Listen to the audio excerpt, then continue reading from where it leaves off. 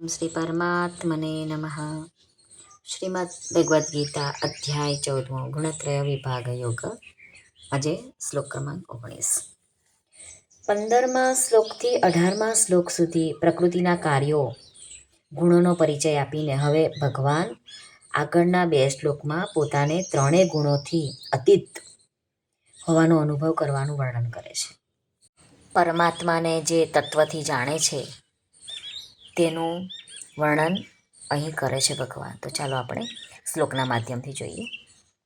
શ્રી ભગવાનુવાચ નાન્યં ગુણેભ્યઃ કર્તારૈ યદા દ્રષ્ટાનુપશ્યતિ ગુણેભ્યશ્ચ પરં વેત્તિ મદ્ભાવં સોધિગચ્છતિ.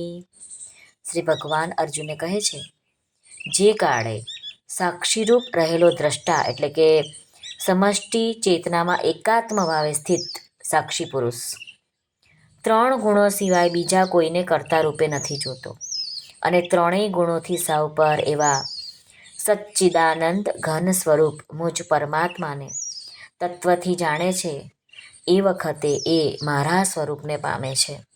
સ્વામી રામસુખદાસજી કહે છે કે નાન્ય ગુણેભ્યઃ કર્તારૈ યદા દ્રષ્ટાનુપશ્યતિ. ગુણોના સિવાય અન્ય કોઈ કરતા છે જ નહીં. આ 3 જ ગુણ કાર્ય કરે છે બધામાં જ. બધી જ ક્રિયાઓ ગુણો દ્વારા જ થઈ રહી છે. જે બધું પરિવર્તન થઈ રહ્યું છે તે પણ ગુણોમાં જ થઈ રહ્યું છે. ટૂંકમાં ગુણો જ બધામાં કારણ છે. સત્વ રજ ને તમ, બીજું કોઈ કારણ જ નથી. એ ગુણો જેનાથી પ્રકાશિત થાય છે તે તત્વ ગુણોથી પર છે. ગુણોથી પર હોવાથી તે કદી ગુણો દ્વારા લિપ્ત નથી થતું. ગુણો અને ક્રિયાઓની તેના ઉપર કોઈ અસર થતી નથી. એવા એ તત્વને જે વિચારવાવાળા સાધક જાણી લે છે, વિવેક દ્વારા પોતાની જાતને ગુણોથી પર, અસંબંધ અને નિલિપ્ત અનુભવ કરે છે કે ગુણોની સાથે પોતાનો સંબંધ કદી થયો જ નથી, ન થશે અને ન થઈ શકે છે. કારણ કે ગુણો પરિવર્તનશીલ છે અને તેમનામાં કદી પરિવર્તન થતું નથી. ભગવાન કહે છે તે પછી મારા ભાવને અને મારા સ્વરૂપને પ્રાપ્ત થઈ જાય છે. એટલે કે આપણે બધા જ ભૂલથી ગુણોની સાથે પોતાનો સંબંધ માની લીધો હોય છે.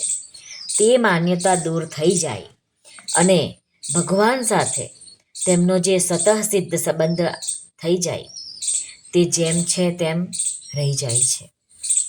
મદ ભાવમ સોધિગચ્છતિ. એટલે ભગવાન કહે છે કે મારા ભાવને એટલે કે બ્રહ્મ તત્વને પ્રાપ્ત થઈ જાય છે. આ જ વાતને બીજા શ્લોકમાં મમ સાધર્મ્ય માગતાહા આ પદોથી ભગવાને વર્ણવ્યું છે.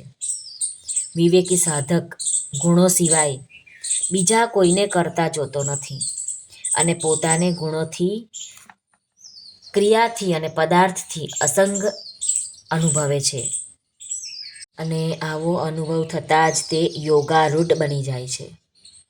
યોગારૂઢ થવાથી શાંતિ પ્રાપ્ત થાય છે અને તે શાંતિમાં ન અટકવાથી પરમાત્માની પ્રાપ્તિ થાય છે. શ્રી કૃષ્ણાર્પણમસ્તુ. સર્વને ભાવથી જય શ્રી કૃષ્ણ. રાધે રાધે. હરિઓમ તત્સત. જય ગુરુદેવ દત્ત. જય સ્વામિનારાયણ. જય માતાજી.